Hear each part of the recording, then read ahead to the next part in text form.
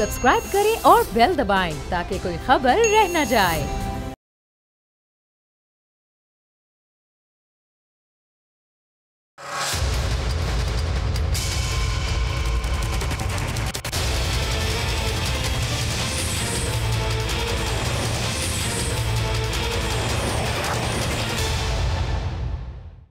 अस्सलाम वालेकुम, आप देख रहे हैं प्रोग्राम बस बहुत हो गया। मैं हूं अरबाब जहांगीर। और वफाकी हुकूमत जब से बजट आया है मुस्तकिल ये दावा कर रही है कि IMF की शराइत हम नहीं मान सकते, IMF जैसा कह रहा है हम वैसा नहीं कर सकते। अगर ऐसा किया तो आवाम पर बहुत ज़्यादा इजाफी बोझ पड़ जाएगा। हम अपने तरीके से रेवेन्यू बढ़ाएंगे और महंगाई को कंट्रोल करने के लिए हर हद तक जाएंगे। हर कोशिश की जाएगी कि मिडिल मैन की कमर तोड़ दी जाए, लेकिन हम IMF के प्रोग्राम से निकलेंगे भी नहीं। क्या कह रही है हुकूमत, जरा सुनिए। हमारे पास इस वक्त IMF प्रोग्राम है, हम उससे निकले नहीं हैं। हमने उनसे ये बात की है और वो ये कहा है कि देखें इस वक्त हमारे पास जो है ये जो टैरिफ हमने इंक्रीज करना है वो हमारे पास इस वक्त गुंजाइश नहीं है। Tariff increase is not the only way to raise money. IMF ने $6 अरब के बेल आउट पैकेज को जारी रखने के लिए किन शराइत को पाकिस्तान पर आयद किया है, क्या शराइत रखी थी, जरा इसका एक मुख्तसर जायजा ले लेते हैं। सबसे पहली शर्त यह थी कि पाकिस्तान को अगले माली साल में 1200 अरब के इजाफी टैक्स जमा करने हैं। अब हुकूमत ने बजट में 1200 अरब रुपए इजाफी टैक्स जमा करने की शर्त को तो शामिल नहीं किया, लेकिन होलसेलर्स और रिटेलर्स को टैक्स नेट में शामिल करने का ऐलान किया है। और अगर हुकूमत इसको करने में कामयाब हो जाती है तो कई 100 अरब रुपए टैक्स की मद में हासिल होंगे और IMF की शर्त इनडायरेक्टली पूरी हो जाएगी। दूसरी शर्त यह थी कि बिजली के रेट बढ़ाकर पावर सेक्टर में 900 अरब रुपए ज्यादा जमा करने हैं, यानी तकरीबन 6 रुपए फी यूनिट बिजली के नर्ख बढ़ाकर उसे इजाफी रकम जमा करनी थी। लेकिन हुकूमत ने अब तक बिजली की कीमतें नहीं बढ़ाई। मुस्तकबिल के बारे में भी ये बताया गया कि कीमतें नहीं बढ़ाई जाएंगी, लेकिन IMF की पेट्रोलियम लेवी बढ़ाने की तीसरी शर्त पर बजट पास होने से पहले ही अगर ये कहा जाए कि अमल होना शुरू हो गया तो गलत ना होगा, क्योंकि पेट्रोल की कीमतें बढ़ा दी गई हैं और आने वाले वक्तों में बिजली की कीमतें भी अपने आप बढ़ जाएंगी और यूं IMF की बिजली के रेट बढ़ाने की शर्त भी पूरी हो जाएगी।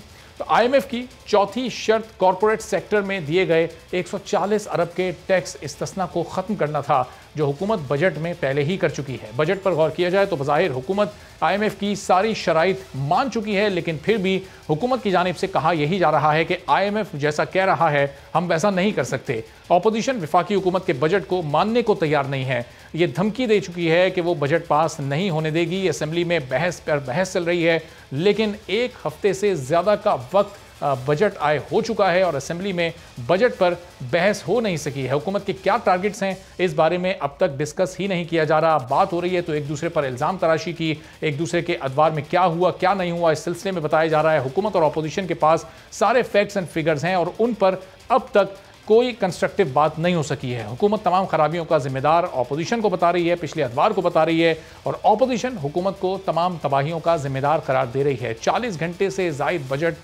का बहस ये सेशन अब तक हो चुका है। 20 घंटे से जायद का टाइम उसमें गुजर चुका है, लेकिन हुकूमत और अपोजिशन ने मार कुटाई, गालम गलोच और इल्ज़ामात के सिवा बजट के किसी एक पॉइंट पर भी बहस नहीं की है। हर दिन असेंबली सेशन का आगाज़ होता है, लेकिन बजट पर बात ही नहीं की जाती है। अब ये रवैया कब तक चलता रहेगा, अपोजिशन की इस वक्त सोच क्या है, किस तरह से अपोजिशन इस हुकूमत को आगे टफ टाइम देने का चैलेंज रखती है।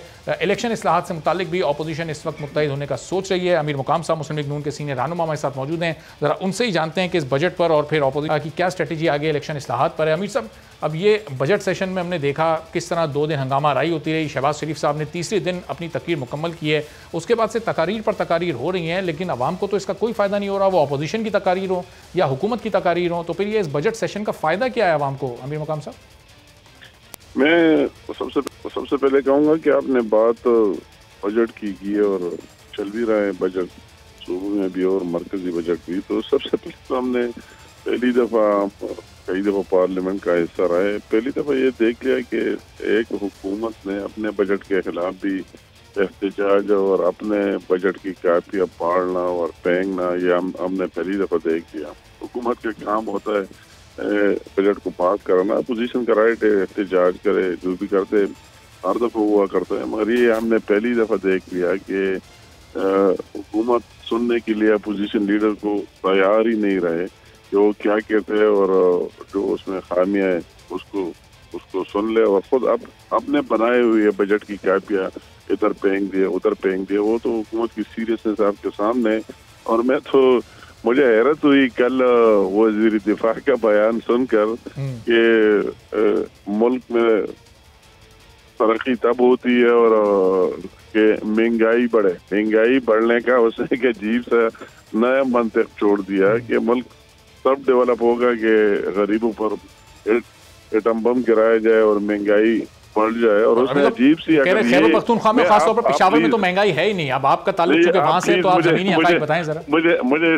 मुझे तो हैरत हुई कि यार मैं ख्वाब देख रहा हूँ जो परवेज़ खटक का स्पीच मैंने सुन ली कि इस तरह वज़ीर दिफा और इस तरह उनके लोग जो कहता है कि वही उसने चैलेंज किया एजुकेशन को, हेल्थ को, फलाह को, और ये कहा कि वही कोई कच्चा मकान ही नहीं है कि मुझे कोई देखा है कि वही कच्चा मकान है, वही कोई बेरोजगार ही केपी में नहीं है।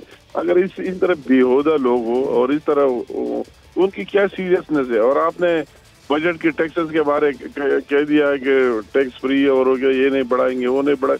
उन्होंने तो बजट के अंदर जब पेट्रोल और डीजल बढ़ गई तो हर एक चीज उसके साथ डायरेक्टली लिंक है, तो सारे बढ़ जाएंगे। तो उसने तो इतना सब्र भी नहीं किया कि बजट के वो दिन पूरे हो जाए। बजट पेश किया और अगले दूसरे तीसरे दिन बढ़ाना शुरू कर दिया। तो मुझे तो उसकी एजेंडा ये लग ही नहीं रहा है। तो अमित साहब, अब वजीर दिफा तो ये कह रहे हैं कि खैबर पख्तूनख्वा की हद तक तो महंगाई बिल्कुल जिंदगी में आसानी, वहाँ पर गुर्बत नहीं है। अब खैबर पख्तूनख्वा के पेशावर के जमीनी हक़ाइक़ जरा फैक्ट्स और फिगर्स अगर आप बताएं, किस हद तक वहाँ पर गुर्बत है, कितनी महंगाई है, कितने फीसद बढ़ी है इन 3 सालों से जो बेड़ा वही केपीके के अवाम का गर्क हो गया, वही जो बेरोजगारी है, वही जो महंगाई है, वही जो लूट मार करप्शन है, वही जो हर एक चीज में बिल्कुल न खेल की सहूलियात, न तालीम की सहूलियात, वही जो लूट मार का बाजार लगा हुआ है और तो कुछ है ही नहीं। और परवेज खटक कहते हैं कि मुझे एक कच्चा मकान दिखा है। लोग इतने खुश है और इतनी अयाशी है और शाद और दूध के नहरे बह रहे, और उसकी सर नॉनसेंस लोग सीरियस हो तो उसको यही भी पता नहीं है कि दिन को रात कहते हैं और रात को दिन कहते हैं। तो उन पर क्या बात की जाए। उनकी वही कोई एक तैयार चीज बनाए हुए आते, IMF का इनपुट हो, जिसका इनपुट हो वही डाल कर आवाम के सामने पेश कर देता है। उनको ये है ही नहीं कि आवाम क्या कहेंगे। अभी तो ये बात खत्म हो गई, ये हमने पहली दफा देख लिया। पहले हम इतने डरते थे जब हम वजीर हुआ करते थे, 3 दफा मैं खुद भी रहा मिडल कैबिनेट में, तो हम इतने डरते थे। हमारी तो अमीर हुकाम साहब, फिर वहाँ के आप खैबर पख्तूनख्वा के वहाँ पर अगर है नहीं क्या वहाँ के करप्शन केसेस पर लेकर आप अदालत का दरवाजा क्यों नहीं खटखटाते? उस पर आप लोग इल्जामात तो लगाते हैं, लेकिन उन इल्जामात को साबित करने के लिए फिर एक कदम आगे क्यों नहीं जाते? अगर अदालत उनका ये इल्जामात तो नहीं है ना। अगर इलेक्शन कमीशन में लोग गए, जो इमरान खान की फॉरेन फंडिंग केस है उसको आप देख रहे, उसको तो वही अवाम को सिर्फ इसलिए कि वही आटा और चीनी है और वही स्कैंडल, वही लोग भी सामने आ गए, उन्होंने मान भी लिया कि स्कैंडल है। फिर अब शहबाज शरीफ और हमजा शहबाज को नोटिस देना कि एक नया शोशा छोड़ दिया, क्या इससे अवाम को रिलीफ मिल जाएगी? वही शहबाज शरीफ जो 2 साल नैब ने उनके खिलाफ क्या कुछ नहीं किया, और फिर लाहौर हाई कोर्ट ने लिख कर दिया, वही अपने फैसले में लिख कर दिया कि नैब वालों ने कह दिया कि कोई चीज साबित ही नहीं हुई, कोई लूट मार करप्शन कोई चीज शहबाज शरीफ पर साबित नहीं था, और उसे क्या मांगते। तो वैसे अपने आप को मशगूल रखने के लिए। लेकिन अमीर साहब, आज जो FIA में उनकी पेशी हुई, तो आज तो वो FIA को नहीं मुतमईन कर सके। आज फिर FIA ने उनको बुलाने का फैसला किया, उनके पास जवाब नहीं थे उनके सवालों के। कौन मुतमईन कर सकेगा? बात यह है कि उसको कौन मुतमईन कर सकेगा? मुतमईन करना तो उसका काम ही नहीं है। वो तो जब हाई कोर्ट ने कह दिया, जब नेब ने खुद वही कोई चीज उन पर साबित कर दी, तो और FIA क्या निकालेगा? मगर उस आवाम को इसी पर मशगूल रखना चाहते हैं कि शहबाज शरीफ को नोटिस भेज दिया, हमजा को भेज दिया, अमीर मुकाम को भेज दिया, नवाज शरीफ को भेज दिया, मरियम को भेज दिया, फ्लाक को भेज दिया। इसी पर टाइम गुजारना है, और उसके साथ कुछ है ही नहीं कि आवाम को दे दे कि वही जो शहबाज शरीफ वाली बात कि जब आवाम की जीप खाली है तो बजट जाली है, वही एक बात है। अमीर साहब, लेकिन हुकूमत ज़ाहिर कह रही है कि वो जो मुश्किल 2-2.5 साल का वक्त था वो गुजर चुका, अब मुआशी तौर पर इस्तेहकाम आ रहा है। एक बजट हुकूमत ने पेश किया 2019 में, एक 20 में, ये 2021 का बजट बेहतर है या नहीं है 2019 और 20 से? अमीर हुकाम साहब, ये करप्शन खत्म हो जाएगी, आवाम को रिलीफ मिल जाएगी, फला होगा। अभी तो 3 साल गुजर गए और रोज बरोज आप सुबह उठते हैं तो कल से बदतरी, रोज बरोज बदतरी आती जा रही है, और अगर मैं कहता हूँ अल्लाह न करे 2 साल मजीद रहे तो पाकिस्तान का क्या बनेगा और क्या शुरू हुआ, उसके तो इसमें लगा हुआ है अड्डे नहीं दूंगा। यार अड्डे आप जब प्राइम मिनिस्टर है तो आपको कहने की क्या जरूरत है? आपसे कौन मांग रहा है? जब आप वज़ीर आज़म है मुल्क का, चीफ एग्जीक्यूटिव है, तो इन बातों की क्या जरूरत है कि दूंगा नहीं दूंगा? देने वाले तो आप ही है। आप नहीं देते। लेकिन अमीन मुकाम साहब कम से कम ना देने की वो बात तो कर रहे हैं ना। माजी के जो हुक्मरान थे वो तो ये कहते हुए भी शायद डरते थे या मसलियतन नहीं कहते थे, या कौन से मफादात आड़े आते थे उनकी जानिब से तो ऐसे बयानात भी नहीं आते थे। ड्रोन हमले मुस्तकिल होते रहते थे, उसमें हजारों पाकिस्तानियों की जानें गई। ये क्या नहीं देता है? इसने तो पूरा कश्मीर ही दे दिया। उस पर वो कहता है कि मैंने मसला हल कर दिया। अब कश्मीर दे दिया, कहते मसला ही हल कर दिया, मसला हल हो गया। तो इसकी क्या, उसकी किस बात पर आप जाएंगे? उसकी कौन सी पर जाए? अभी कहता है कि वही जो इंटरव्यू दे रहा था कि या लोगों को रिफ्रेशमेंट के लिए पाकिस्तान में नाइट क्लब नहीं है, ये नहीं है, उसकी किस बात पर जाए? एक लंबी चौड़ी दास्तान है। शॉर्टकट में ये कहूंगा कि उसके और उसकी टीम की वही जहन का खाना खाली है जिसमें अवाम को रिलीफ देना मतलूब हो। वही खाना काम कर रहे हैं जिसमें सियासी इंतकाम। तो अमीर मुकाम साहब इस साल तो आवाम को किसी हद तक रिलीफ मिला है ना। इस साल तो 10% तनख्वाहें भी बढ़ी हैं। 2020 और 19 की निस्बत ये बजट बेहतर बजट है माजी के 2 साल की निस्बत, आपको लगता है? ये 10 10% बढ़े तो पिछले अदवार में हर साल 10% और 15% बढ़ते थे। उसने 3 साल में बढ़ाया ही नहीं है। और कितनी महंगाई लाई, उसकी हिसाब किताब भी करे ना कि 50% से ज्यादा उन्होंने महंगाई लाई, तो 10% से क्या बनेगा? लेकिन अमीर साहब दायरा वो इस महंगाई को कम करने के भी यकीन दिला रहे हैं, दावे कर रहे हैं। ये 2.5 साल जो मुश्किल वक्त था वो अब इस वक्त गुजर चुका है। ऑपोजिशन की आगे स्ट्रेटजी है क्या? इलेक्शन इस्लाहात का ही मामला है।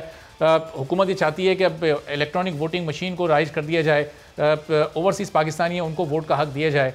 एतराज क्या है इस वक्त मुस्लिम लीग नून को? अभी तो इससे कोई फर्क नहीं पड़ता है इलेक्ट्रॉनिक वोटिंग मशीनों। असल में फर्क पड़ना है कि वही बंदा आ जाए जो मुल्क को लीड करता है, कि उसकी विजन और सोच और उन लोगों को लाना है। इससे कुछ इस्लाहात इधर हो गए उधर हो गए, मशीन के जरिए डाल दिया, मशीन के बगैर डाल दिया तो नहीं। तो अगर ये मशीन वाला निजाम राइज हो जाएगा तो आप लोगों का जो एतराज है सपोर्ट करेंगे। आप भी एतराज लगाते हैं कि इलेक्शन में धांधली हुई है। माजी में जब तहरीक इंसाफ हारी वो भी इल्जाम लगाती थी, तो फिर इल्जाम लगाने का मौका नहीं मिलेगा ना। साफ शफाफ इलेक्शन का निजाम राइज हो जाएगा। वो तो आपने पंजाब में देख लिया ना प्लीज।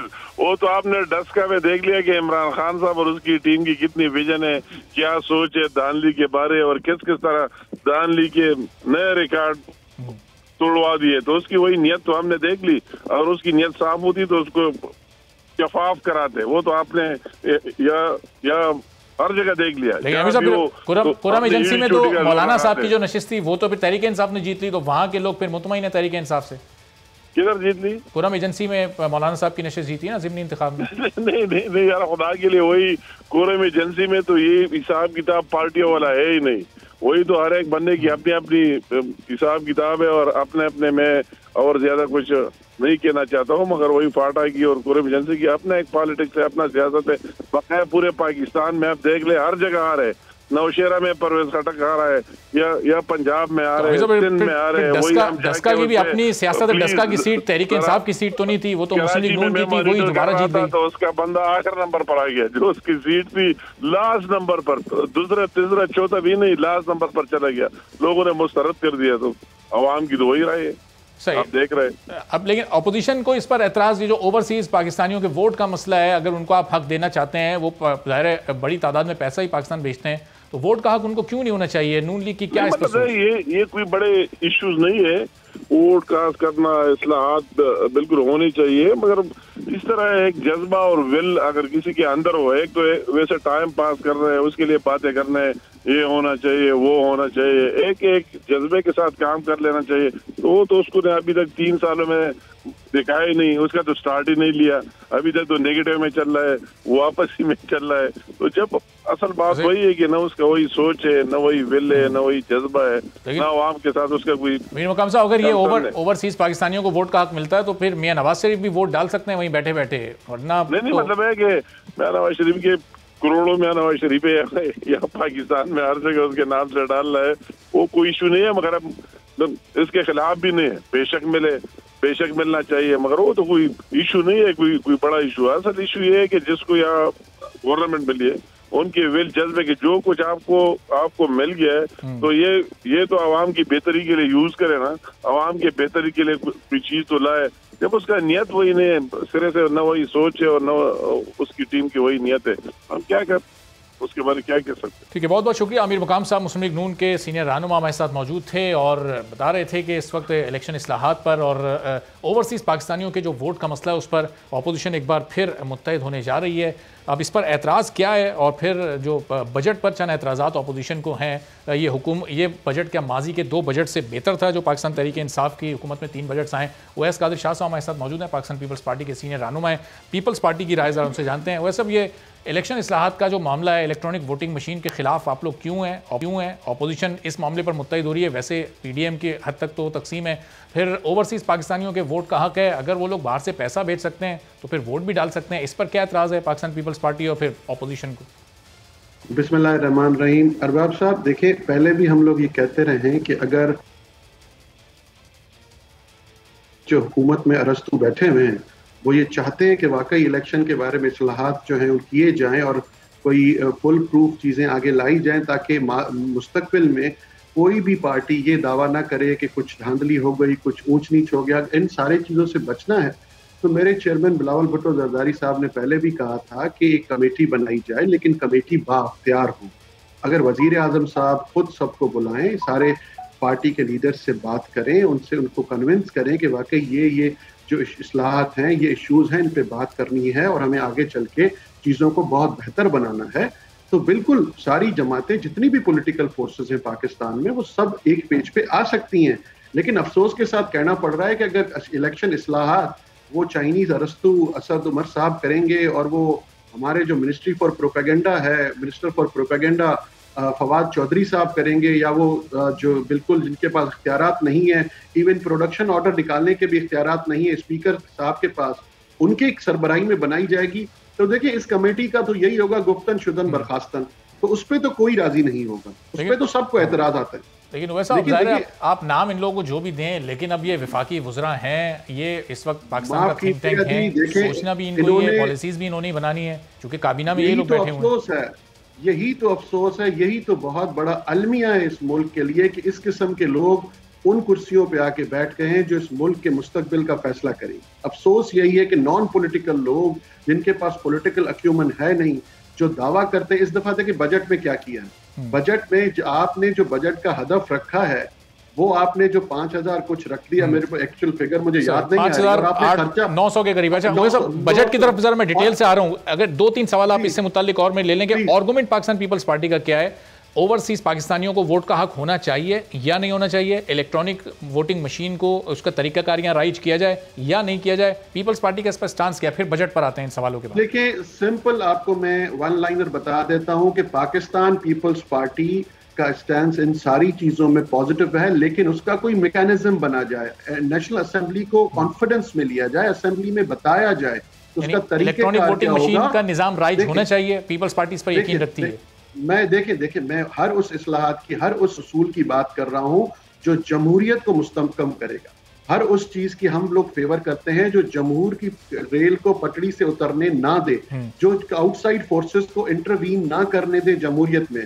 देखिए पाकिस्तान पीपल्स पार्टी ने अभी बैठ के बात करने की किसी भी चीज की मुखालफत नहीं की, वो इलेक्ट्रॉनिक मशीन हो, ओवरसीज पाकिस्तानी का वोट हो, या यहाँ पे जो फॉर्म 45, 46 और 43 का जो इशू आया था, पोलिंग स्टेशंस की जो इश्यूज आए थे, जो नादरा की जो वोटिंग लिस्ट के जो इश्यूज हैं, इन सारी चीजों को बात हो सकती है। तो वैसे जब बात भी हो सकती है और पीपल्स पार्टी इन पॉजिटिव इस्लाहात के हक में भी है, तो फिर आप अपोजिशन की साइड पर इस वक्त नून लीग के साथ, PDM की दीगर जमातों के साथ क्यों खड़े हैं? फिर तो आपको इस वक्त हुकूमत की साइड होना चाहिए। देखें बात सुने, हम हुकूमत की साइड अल्लाह ना करे कभी हो और ना कभी होंगे। ये हुकूमत जिस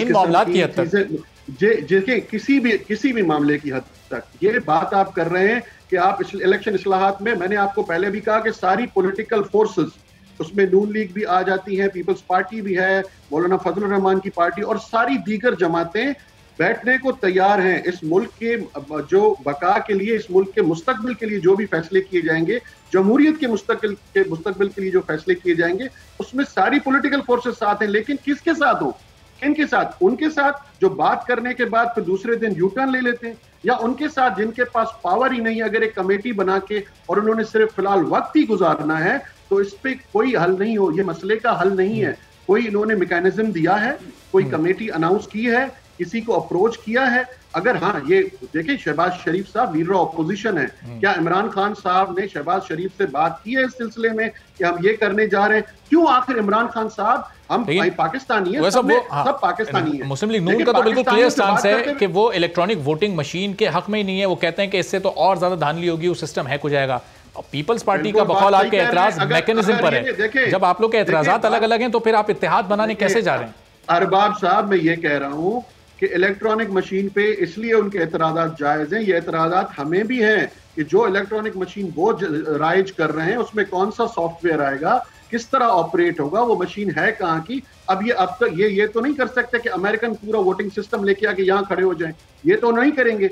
देखिए इमरान खान साहब को खुद क्यों नहीं बात कर सकते, या इस इलेक्ट्रॉनिक मशीन को जो ये लाए हैं, आके जाके थंब इंप्रेशन लगाएंगे, लिस्ट कौन डाल रहा है, उसको ऑपरेट कौन करेगा, उसका सॉफ्टवेयर डिजाइन कौन करेगा, किस किस्म का सॉफ्टवेयर है, उसकी लिस्ट कहां से आएगी, वो अपलिंक कहां से होगी। बहुत से ऐसे सवाल आते हैं जिनके जवाब दरकार है।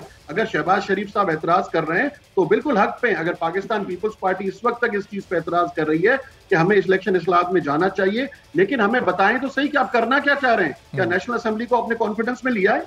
क्या आपने किसी से बात की है? देखिए मैंने पहले भी कहा कि ये जो अरस्तु बैठे हुए हैं, इनके कहने पे तो काम नहीं चलेगा। खान साहब को क्यों कतरा रहे हैं बात करने में? नेशनल असेंबली में जब वजीर आजम बात करते हैं तो उनको अपोजिशन वाले नहीं बात करने देते। शहबाज शरीफ साहब बात करने आए तो हुकूमत ने बात नहीं करने दी। वहाँ का माहौल तो आपके सामने, बजट सेशन में किस तरह से 2 रोज आए हुए वो पूरे मुल्क ने देखा है। वो तो इंतहाई अफसोसनाक सूरत हाल थी। वहाँ कैसे बातचीत हो सकती है अच्छे माहौल में?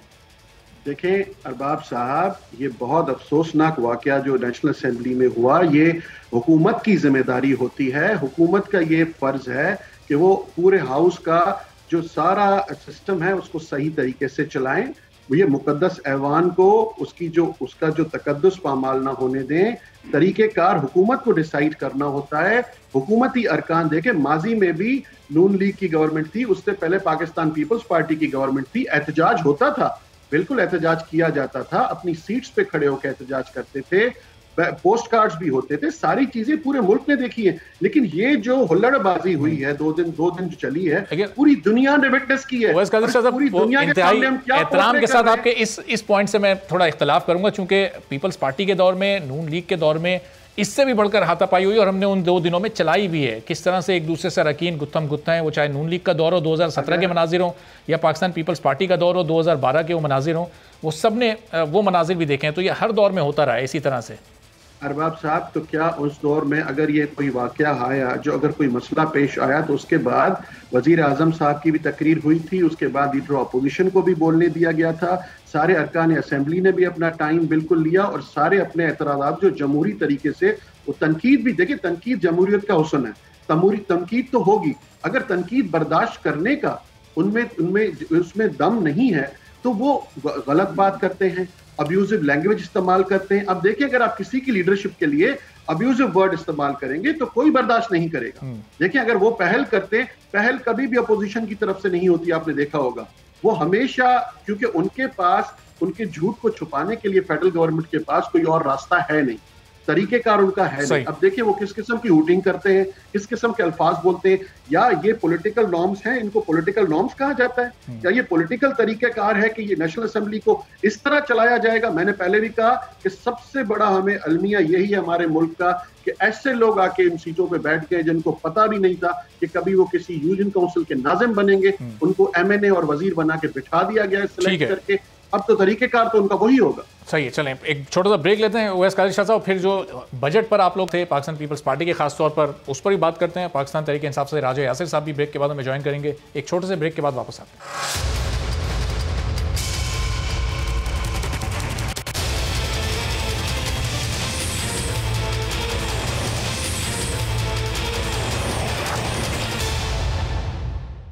प्रोग्राम में एक बार फिर आपको खुशामदीद कहते हैं। पाकिस्तान पीपल्स पार्टी से ओवैस कादिर शाह साहब, पाकिस्तान तहरीक इंसाफ से राजा यासिर साहब हमारे साथ मौजूद हैं। तो शाह साहब, बजट पर आप लोगों को क्या एतराज़ है? अभी थोड़ी देर पहले आप जिक्र भी कर रहे थे, ये बजट पाकिस्तान तहरीक इंसाफ का तीसरा बजट है। 2019 और 20 की निस्बत ये आपको बेहतर लगा? इसमें आवाम के लिए कुछ ज़्यादा रिलीफ था, 10% लोगों की तनख्वाहें भी बढ़ाई गई हैं, गो के महंगाई बहुत ज़्यादा है, लेकिन कुछ टैक्सेस भी इसमें कम किए गए। तो किसी हद तक तो ऐसा महसूस हो रहा है कि हुकूमत ने कुछ बेहतर करने की कोशिश की है। इस पर आप एग्री हैं या अपना इख्तलाफ है तो आप जाहिर कर सकते हैं? देखिए अरबाब साहब, आप ये किस तरह कह रहे हैं कि ये अवाम दोस्त बजट है? आप इस वक्त कम से कम कोई नियर अबाउट 4000 अरब के डेफिसिट का आपने बजट पेश किया है, जिसको कौन सा एटीएम इसको 4000 अरब पे करेगा? मुझे ये तो बताएं कि आपने डेफिसिट तो शो कर दिया। 12000 अरब के आपने कोई टैक्सेस लगाए हैं, इनडायरेक्ट टैक्सेस हैं आपके 1200 अरब के, वो कहाँ से जाएंगे? मोस्टली वो कॉमन पीपल, आम आदमी पे इफेक्ट आएगा जो सेल्स टैक्स की मद में है। आपने बाबुओं के हद तक या जो अफसरान या जो टेक्निकल लोग हैं उनके हद तक अगर आप बना के एक फिगर, एक गोरख धंधा पेश कर देंगे, जिनका यकीन माने मैं ये दावे के साथ कह सकता हूँ कि मेरे पीटीआई वाले दोस्तों को भी पता नहीं होगा कि नंबर गेम क्या है। जिसने भी इनको बना के दिया है ये खुद ही उसमें उलझ गए, इनको खुद ही हकीकत का पता नहीं। क्योंकि देखिए, इन्होंने दावा किया कि 4% तक हमारा जो तरक्या उसका हजम हमारा 4% तक जा चुका है हमारा। ये तो 4% पूरी इनकी वज़ारत खजाना एक मिनिस्ट्री काम कर रही है, उसमें पूरी एक टीम मौजूद है। इससे पहले 3 वज़ीर खजाना रह चुके हैं। तो देखिए, हमारे ही वजीर खजाना है ना, इन्होंने कौन से हर दफे वजीर खजाना चेंज कर देते हैं। हर दफे कोई ना कोई नया वजीर आता है, जब नया वजीर आता है पिछले की बुराई शुरू हो जाती है, फिर जब वो जाता है तो उसकी बुराई शुरू हो जाती है। अब ये तरीन साहब आए, पहले एक तरीन इनके साथ थे जो इनको हुकूमत में लाए, अब ये दूसरे तरीन आ गए जो उन्होंने इनको बजट बना के दिया है। उस तरीन की तो उन्होंने जो करना था वो कर लिया, वो दुनिया ने देख लिया, वो पूरा पाकिस्तान जानता है उस तरीन ने किस तरह वापस एंट्री ली है। खैबर पख्तूनख्वा में इनकी 8 साल से हुकूमत है और कल वजीर दिफा परवेज खटक को आपने सुना है, वो कह रहे हैं वहां पर आपको पूरे पख्तूनख्वा में पेशावर में एक गरीब नहीं मिलेगा, वहां से गुर्बत खत्म हो चुकी है। देखें कितना बड़ा जोक मार रहे हैं। और मुझे ये बता दें कि कितने हजार लोग कोई ऐसी अचीवमेंट ये खैबर पख्तूनख्वा की बता दें। मैं तो ये दावे के साथ कह रहा हूँ, मैं इस पे कोई फख्र वो नहीं कर रहा हूँ कि नहीं आना चाहिए, लेकिन बलूचिस्तान, पंजाब, खैबर पख्तूनख्वा से इलाज करवाने के लिए कितने लोग सिंध के हॉस्पिटल्स में आते हैं कि दुनिया का महंगा तरीन इलाज मुफ्त में और बेहतरीन तरीके से सिंध के हॉस्पिटल्स में हो रहा है। वो NICH हो, जिना हो, NICVD हो, गंबट हॉस्पिटल हो, कितनी सर्जरीज हो रही हैं, कितने लोग आ रहे हैं। और खैबर पख्तूनख्वा में कोई गरीब नहीं है या कोई लोग ही नहीं। ये परवेज खटक साहब के बयान को क्या वाकई पीटीआई जस्टिफाई करेगी? इसकी फिर कैसे इसको डिफेंड कर सकती है? राजा यासिर साहब से जानने की कोशिश करते हैं। मैं तो सिर्फ इतना एक चीज ऐड कर दूं। आप कंप्लीट कर दूं।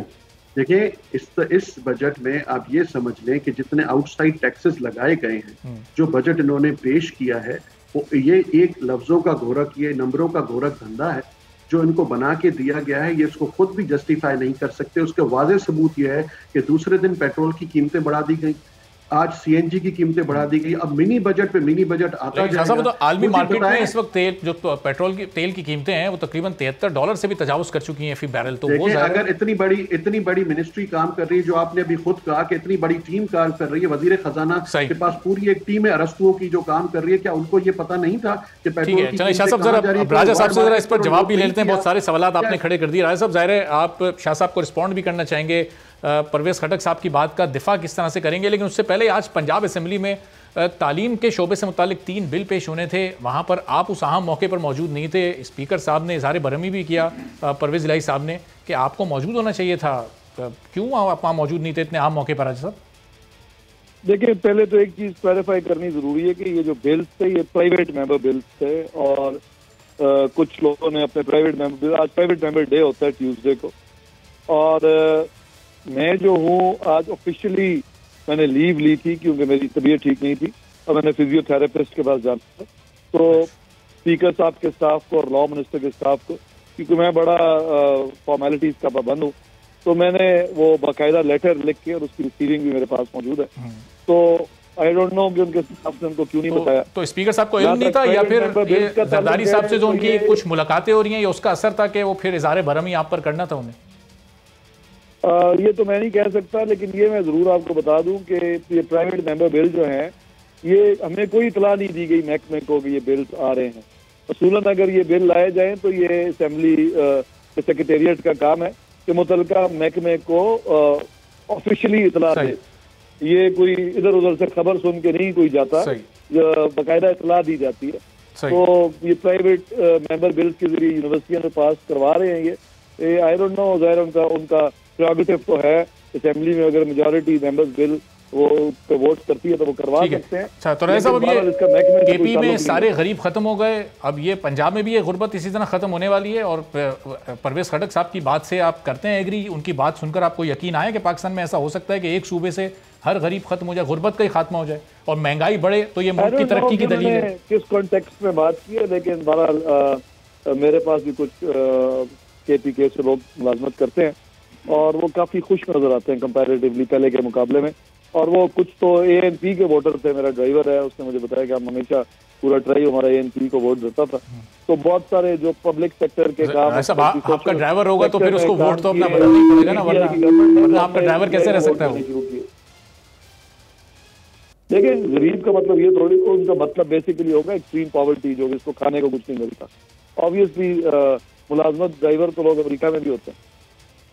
अच्छा, तो ये जो अब वो कहना है कि महंगाई बढ़ रही है, इसका मतलब मुल्क तरक्की कर रहा है, ये महंगाई के बढ़ने से मुल्क तरक्की करता है? ये बात मेरा ख्याल है जिन लोगों को इकोनॉमिक्स की ABC भी पता है, उनको ये पता होना चाहिए कि इन्फ्लेशन बढ़ना जो है ये इकोनॉमिक ग्रोथ के साथ होता है। एज लॉन्ग एज आपकी इकोनॉमिक ग्रोथ हो रही हो तो इन्फ्लेशन कभी इफेक्ट नहीं करती। जब पाकिस्तान बना था तो चीजें रुपयों में उनकी कीमतें होती थी, लेकिन लोगों के पास पे करने के लिए 1 रुपया भी नहीं होता था। बहुत बुरे हालात थे। और उसके बाद हम जब ग्रो अप हुए 80s में, चीजें कंपैरेटिवली अगर आज के रेट के हिसाब से देखें तो बड़ी सस्ती थी, लेकिन लोगों के पास बाइंग पावर नहीं थी। तो ये दो, तो राय साहब, ये 20,000 रुपए आपने जिन लोगों की तनख्वाह कर दी है, ये 20,000 में बाइंग पावर लोगों की बढ़ गई, इस तरह की बातें करनी नहीं चाहिए। वो तमाम बुनियादी जरूरियात अपनी 20,000 में पूरी कर सकते हैं। आपकी इन्फ्लेशन बेशक बढ़ती रहे, as long as economic growth उसको मैच कर रही हो या उससे ज्यादा तेज हो, तो इन्फ्लेशन का कोई नुकसान नहीं होता।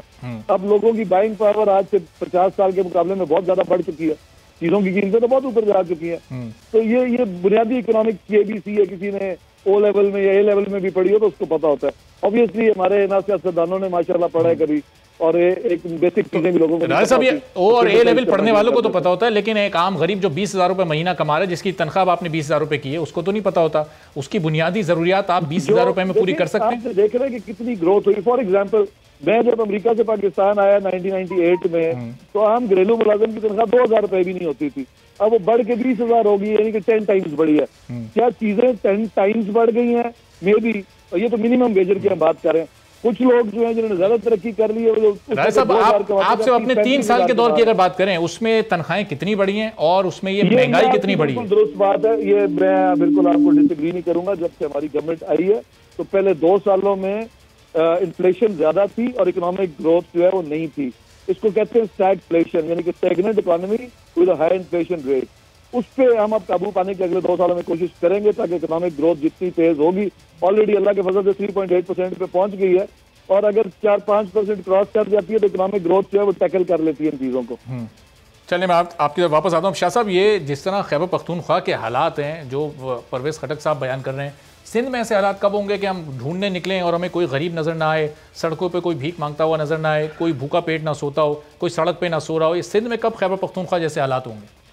माफ़ कीजिएगा अरबाब साहब, अब मुझे तो ये पता नहीं कि किस कैफियत में थे उस वक्त, किस हालत में थे परवेज खटक साहब जब इन्होंने ये अपना स्टेटमेंट दी नेशनल असेंबली में स्पीच करते हुए। जब मेरे भाई खुद कह रहे हैं कि उन्होंने कौन से सेंस में बात की, तो मैं तो वो कैफियत ही बयान करूंगा कि अगर कोई फेडरल मिनिस्टर खड़े होकर इतने मुकद्दस ऐवान में इतना बड़ा झूठ बोले कि अब कोई खैबर पख्तूनख्वा में कोई गरीब नहीं रहा। देखिए, आपका चैनल या दूसरे जो मीडिया के दोस्त हैं हमारे, वो भी इस चीज़ को सर्वे कर सकते हैं कि इस वक्त अगर तीनों सूबों में जाएं तो सबसे अच्छा जो प्रोविंशियल बजट है वो सिंध गवर्नमेंट ने पेश किया है, जिसमें सारी चीज़ें वाज़ेह हैं। और आप ये भी बता दें, ये भी इसके साथ बताता चलो कि हर साल जितने हमें फेडरल रिसिप्ट से पैसे मिलने हैं उसमें जितनी कटौती हो रही है, ये चैलेंज करते हैं कि हमें ऑन डॉक्यूमेंट दिखा दें। तो मैं डॉक्यूमेंट दिखाने के लिए भी तैयार हूँ कि पिछली साल आपने कितने 869 आपके हमें बिलियंस यहाँ से मिलने थे और आपने 760 दिए। तो बकाया हमारे बजट पैसे आपके पास है, फेडरल गवर्नमेंट के पास है, ना मिलने के बावजूद भी हम अल्हम्दुलिल्लाह डेवलपमेंट को भी इसी तरह जारी रखे हुए हैं। इस साल तो असद उमर साहब ने बजट के फौरन बाद ही क्लैरिफिकेशन दे दी थी कि आबादी के एतबार से पंजाब से ज्यादा हिस्सा तरक्याती फंड में की सूरत में सिंध को मिला है। पंजाब को 93 अरब और सिंध को 90 अरब मिले, और अगर आबादी का तनासुब देखें तो सिंध को ज्यादा मिला है। देखिए, अगर आप असद उमर साहब ये बात कर रहे हैं तो उनके फेडरल बजट का जो बुक है उसको उठा के देख लिया जाए कि पीएसटीपी में जो वो पब्लिक सेक्टर डेवलपमेंट प्रोजेक्ट्स कहते हैं उसमें उन्होंने सिंध के लिए कितना रखा हुआ है, फंड्स कितने रखे हुए और कितने प्रोजेक्ट्स रखे हुए। मैं ये अपने भाई से भी सवाल करता हूँ, अगर ये बात करते हैं कि इकोनॉमिक ग्रोथ 4% तक हो गई है तो मैं इनको जरा थोड़ा करेक्ट कर लूं कि आईएमएफ और वर्ल्ड बैंक ने इनकी 4% ग्रोथ को रिजेक्ट कर दिया है, 3.8 को भी रिजेक्ट कर दिया है। उनके डॉक्यूमेंट्स पड़े हुए हैं, उनकी अगर आप सर्वेज देख लें जो उन्होंने जारी किया है तो वो ये मानने को तैयार नहीं कि आप 3.8 और 4% तक पहुंचे। अगर आपके वजीर खजाना साहब आपको नंबर गेम में घुमा रहे हैं तो मैं आई एम श्योर कि खान साहब को भी इसका पता होगा और उनके जो वो अरस्तु वहां पे बैठे हुए उनको भी हर चीज का पता है। अब छुपाना है इन नंबरों को। आप 8,000 का अपना खर्चा बता रहे हैं, आपकी अर्निंग 5,000 भी नहीं है, तो फिर अगले साल ये 4-4.5 अरब रुपए का डेफिसिट और उसके ऊपर आप दावा करते हैं कि आपकी इकोनॉमिक ग्रोथ जो है वो और 5% और 6% तक भी जाएगी। आप अपने डॉक्यूमेंट को किस तरह डिनाई कर रहे हैं? आप एक डॉक्यूमेंट में लिख के बताते हैं कि जी 8.5 अरब रुपए हमने खर्चा करना है और हमारा जो है वो हमारी अर्निंग जो है वो 5.5, सिंपल मैथमेटिक्स है, 5.5 अरब है। तो ये तो वो जो हमारे गवर्नमेंट स्कूल्स में ये भाई कह रहे हैं ना जो O लेवल और A लेवल के पढ़े हुए, ये तो वो हमारे गवर्नमेंट स्कूल में सिंध के किसी गवर्नमेंट स्कूल में पढ़े हुए 5वीं क्लास के बच्चे को भी पता है कि ये 3,500 रुपए आप कहाँ से लाए, कहाँ से पूरा करेंगे? 3,500 4,000 रुपए कहाँ से लाएंगे?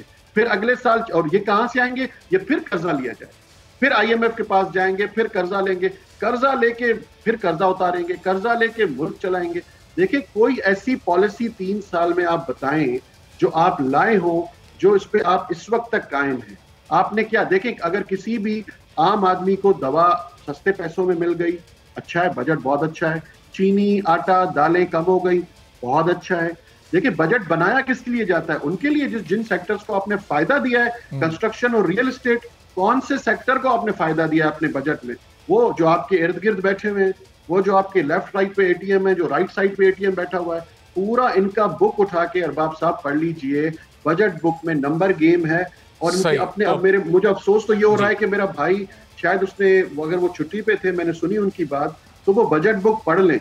ये तो सिंपल मैथमेटिक्स है। आपने बना के और 1200 अरब रुपए के जो आपने टैक्सेस लगा दिए हैं, तो ये सेल्स टैक्स किस पे पड़ेगा? इसका वजन किस पे आएगा? अगर ये बढ़ा दी गई है आवाम पर ही आएगा और ये आमदन और अखराजात का जो फर्क है इसका बोझ भी आवाम पर ही पड़ेगा। बहुत बहुत शुक्रिया ओवैस कादिर शाह साहब, राजा यासिर साहब हमारे साथ मौजूद थे। और अब नए टैक्सेस की सूरत में जाहिर है कि आवाम पर बोझ पड़ेगा। जब पेट्रोलियम मसनूआत की कीमतों में इजाफा होगा तो फिर हर चीज़ बढ़ेगी और महंगाई का एक नया तूफान आएगा। एक ब्रेक लेते हैं और ब्रेक के बाद जब वापस आएंगे तो गैस की जो किल्लत है, जो गैस का बुहरान, वो इतना शदीद हो चुका है कि CNG स्टेशन को 1 हफ्ते के लिए बंद कर दिया गया। इसकी क्या वजूहत हैं, कितने सारे लोगों का रोजगार इससे मुतासर होगा? एक ब्रेक के बाद से बात करें।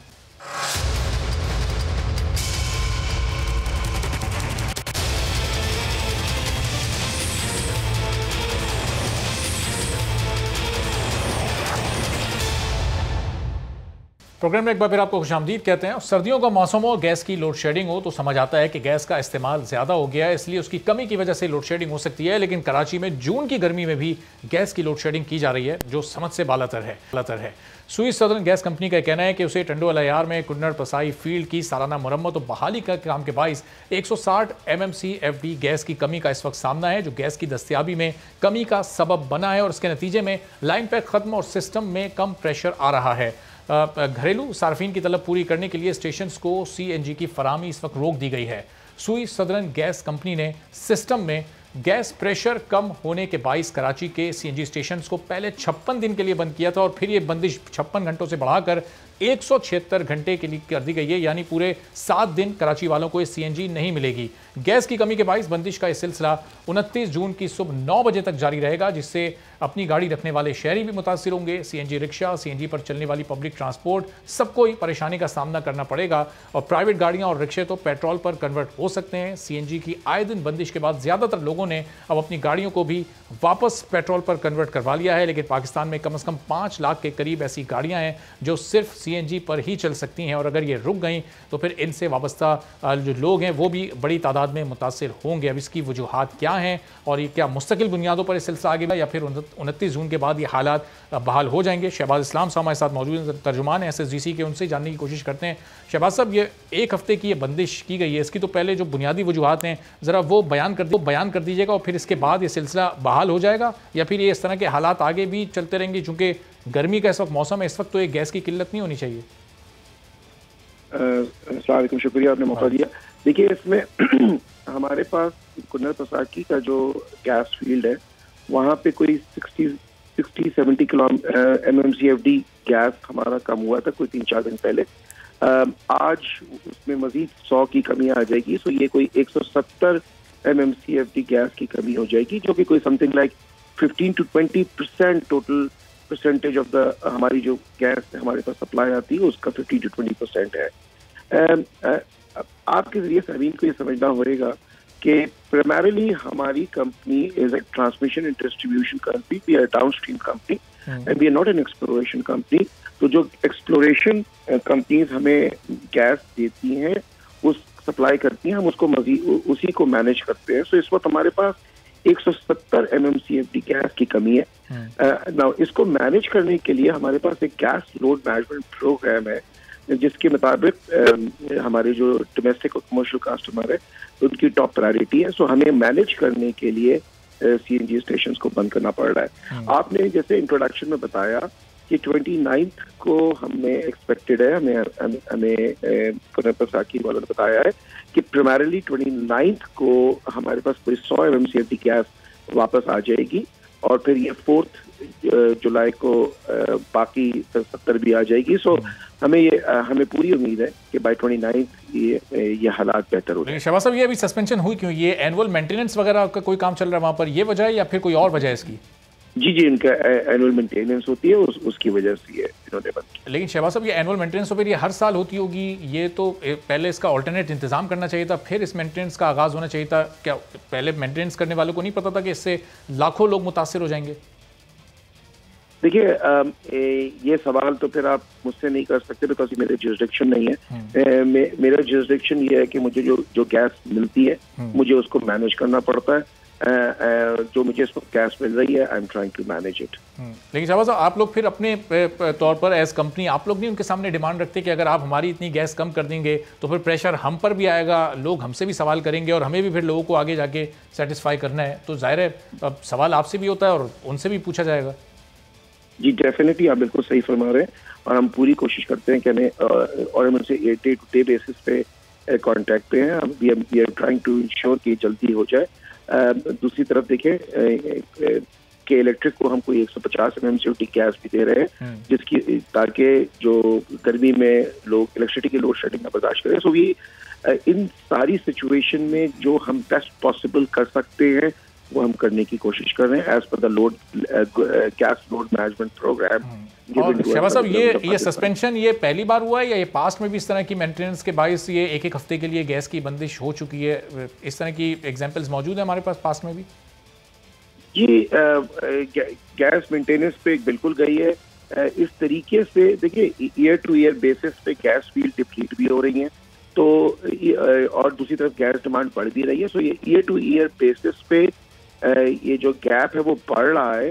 तो अगर पिछले साल मेंटेनेंस पे गई थी तो गैप थोड़ा कम था, अब चूंकि मेंटेनेंस पे गई अगर गैप बढ़ा है तो ये प्रॉब्लम आ रही है, जिसको हम मैनेज करने की कोशिश कर रहे हैं। ठीक है, अच्छा शहबाज साहब, साथ रहिएगा। समीर नजमुल हसन साहब कोऑर्डिनेटर हैं सिंध पाकिस्तान CNG एसोसिएशन के, वो भी हमारे साथ मौजूद हैं। समीर साहब, कितने लोगों का इस वक्त ये रोज़गार मुतासिर हुआ है? ज़ाहिर है जो एक आम आदमी को परेशानी है वो तो है, लेकिन कितने ऐसे लोगों के अब एक हफ्ते तक ये अपने रोज़गार से महरूम हो जाएंगे?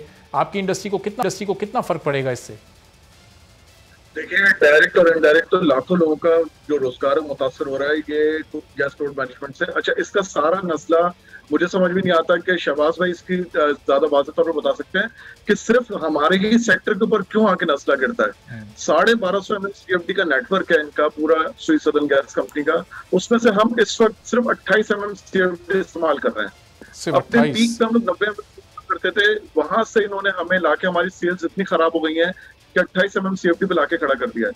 1250 में से मुझे समझ में 0.2% समथिंग बनता है, लेकिन सबसे पहले जो सेक्टर बंद किया जाता है वो CNG का किया जाता है।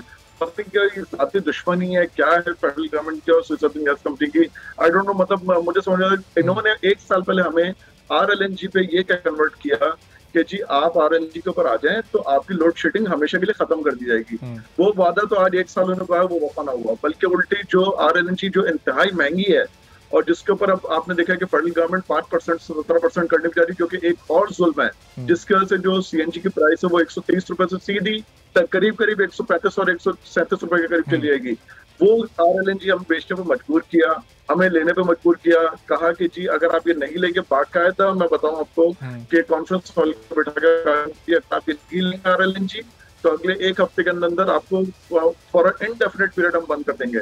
तो RLNG लेने के बाद आज हम कहाँ खड़े हैं, मेरी तो समझ से बाहर है। सही, चलें समीर साहब, जो आपने सवाल उठाया जरा इसका जवाब शहबाज साहब से लेते हैं। शहबाज साहब, 1250 आपका MMCFD ये पूरा सिस्टम है, इसमें सिर्फ 28 MMCFD ये लोग इस्तेमाल कर रहे हैं, तो बकिया 1222 MMCFD पर उस पर ये लोड आप क्यों डिस्ट्रीब्यूट नहीं करते? ये सारा का सारा बोर्ड CNG स्टेशन सेक्टर पर क्यों है? देखिए इस वक्त हमारे पास कोई 1060 MMCFD गैस है हमारे पास सिस्टम में, जिसमें से 910 इंडिजिनस है और 150 RLNG। जो बात समीर साहब कह रहे हैं बिल्कुल सही कह रहे हैं, लेकिन जैसे कि मैंने आपसे कहा कि एक गैस लोड मैनेजमेंट प्लान है कि जब गैस की कमी हो तो किस तरीके से प्रायोरिटी की गई है। उसमें top priority domestic and commercial को दी गई है, फिर IPP zero rated, fertiliser industries, और द लीस्ट प्रायोरिटी हमें CNG सेक्टर की दी गई है गवर्नमेंट ऑफ पाकिस्तान की तरफ से। तो जब भी हमें गैस की कमी होती है तो इसलिए CNG सेक्टर सबसे पहले बंद होता है। This is as per the gas load management plan given to us by the government of Pakistan। Shahbaz साहब, ये फेडरल गवर्नमेंट की पॉलिसी है या फिर ये SSGC की अपनी पॉलिसी है? इसको क्लियर कर दीजिएगा। जी ये फेडरल गवर्नमेंट की पॉलिसी। अच्छा, तो समीर साहब ये तो फेडरल गवर्नमेंट की पॉलिसी है, इसमें SSGC या शहबाज साहब का तो कोई इसमें रोल नहीं है ज़ाहिर है, ये तो फिर आपको गवर्नमेंट के सामने प्रोटेस्ट करना पड़ेगा। देखें यही बात मैं कह रहा हूँ कि जब हमें RLNG पे शिफ्ट किया गया था तो हमें कहा गया था कि जी अभी चूंकि आप इंडिजिनियस गैस के ऊपर हैं तो आपकी प्रायोरिटी सबसे लास्ट है।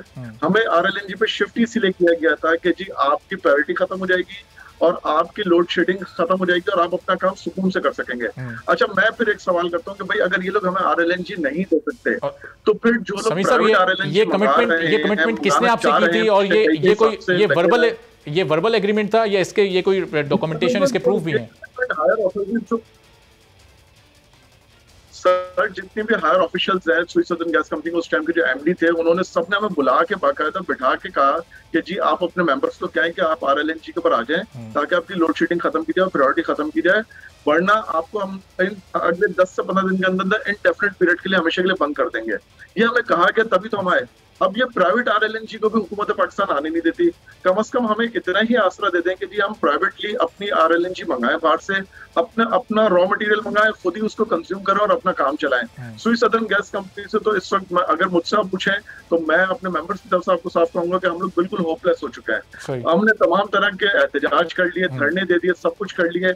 इनके साथ शहबाज भाई बैठे हुए हैं, आप इनसे पूछ सकते हैं कि ऑल पाकिस्तान CNG एसोसिएशन और जितनी भी दीगर एसोसिएशन है। ठीक है, चलें समीर साहब, मैं इनसे जरा पूछता हूँ, शहबाज साहब ये RLNG पर कन्वर्ट होने के लिए तो इन्हें SSGC ने ही कन्विंस किया, आपके साबिक MD के बारे में बता रहे हैं, और फिर RLNG भी आपके पास 50 MMCFD जो मौजूद है उसमें से भी इनका कोई हिस्सा नहीं बनता। देखिए ये क्राइसिस सिचुएशन और आज हमारी तरफ से इंडस्ट्रीज को भी चला गया है कि जनरल इंडस्ट्रीज 100% आज से बंद होंगी और जो कैप्टिव है जनरल इंडस्ट्री की वो भी 50% बंद होगी। तो ऐसा नहीं है कि सिर्फ CNG सेक्टर को हमने बंद किया है। This is a crisis situation. हमारी जो टॉप प्रायोरिटी डोमेस्टिक कस्टमर्स हैं, कमर्शियल कस्टमर्स हैं, जिनको और जो एक्सपोर्ट जीरो रेटेड इंडस्ट्रीज हैं वो हैं, उनको हम केटर कर रहे हैं। लेकिन शहबाज साहब कोई टाइम फ्रेम बना के भी तो आप इनको कोई टाइम फ्रेम बना के आप इनको थोड़ा सा इनका ख्याल कर सकते थे। कोई ऐसा 15 से 20% गैस नहीं है मेरे पास वक्त, तो please we have to understand this. जी समीर साहब, क्या इख्तिलाफ है आपका? जी समीर साहब, मैं शहबाज भाई की बात से इख्तिलाफ करना चाहूंगा। इन्होंने कहा कैप्टिव को इन्होंने कंट्रोल किया है, इन्होंने कैप्टिव को कट डाउन नहीं किया है। कैप्टिव के अंदर 210 में से आज की तारीख में भी 190 MMCFD की सप्लाई जारी है। 210 उनकी टोटल रिक्वायरमेंट है, 190 की सप्लाई आज भी जारी है। आज सुबह के फिगर्स में बता रहा हूँ, जब मैं सुई सदर्न गैस कंपनी में था, वहां से जो फिगर्स मुझे मिले वो 190 MMCFD उनको जारी है आज की सप्लाई। उनकी टोटल रिक्वायरमेंट है 210। ठीक है, चलें समीर साहब, शहबाज साहब रिस्पॉन्ड करना चाह रहे हैं इस पर जरा। जी शहबाज साहब, क्विकली रिस्पॉन्ड करिए। सभी भाई आपने मेरी पूरी बात शायद सुनी नहीं। हेलो, जी जी जी, आपकी आवाज आ रही है शहबाज साहब। सभी सर, शायद आपने मेरी पूरी बात सुनी नहीं। मैंने बताया कि आज ही हमारा नोटिफिकेशन निकला है कि general industry of captive power की, जो कैप्टिव पावर जनरल इंडस्ट्री की, वो 50% क्लोजर है और 100% इंडस्ट्री की हमने आज ही नोटिस निकाला है इफेक्टिव टुडे।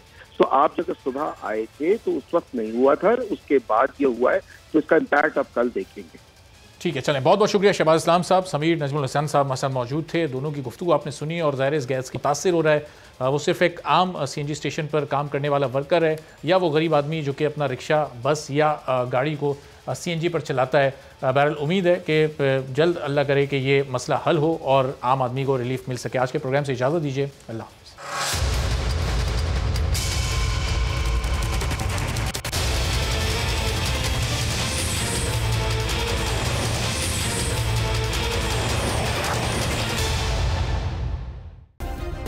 सब्सक्राइब करें और बेल दबाएं ताकि कोई खबर रह न जाए।